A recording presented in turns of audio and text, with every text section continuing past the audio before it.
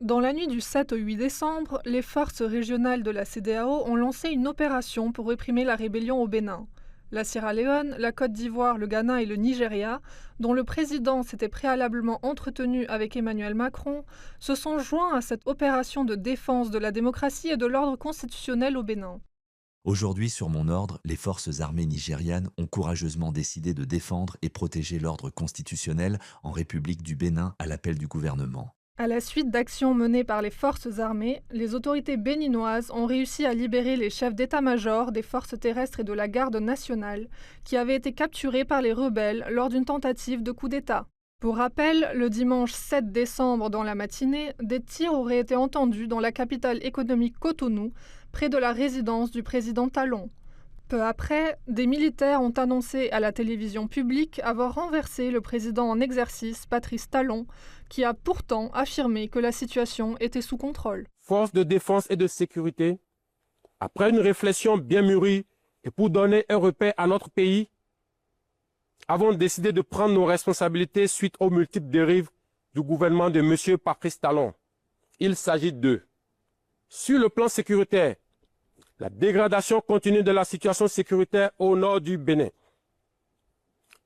L'ignorance et la négligence de la situation de nos frères d'armes tombés au front et surtout celle de leurs familles abandonnées à leur triste sort par la politique de M. Patrice Talon, malgré les multiples promesses relayées en grande pompe sur les médias.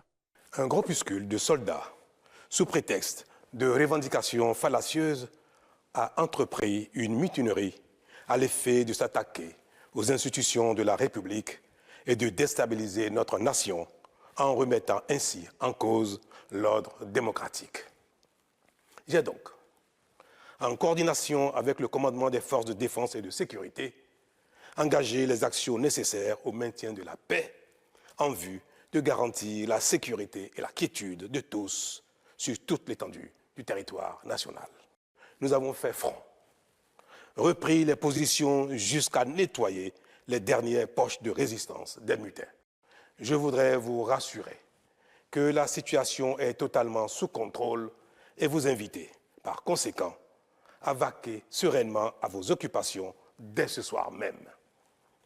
La sécurité et l'ordre public seront maintenus partout sur le territoire national pour garantir la liberté d'aller et de venir. Le président Patrice Talon devait quitter ses fonctions présidentielles en avril prochain après 10 ans au pouvoir. Ce coup de force intervient après l'introduction d'une trêve politique exceptionnelle le 15 novembre 2025, destinée à suspendre les luttes partisanes compétitives pendant presque tout un mandat présidentiel, juste après une élection.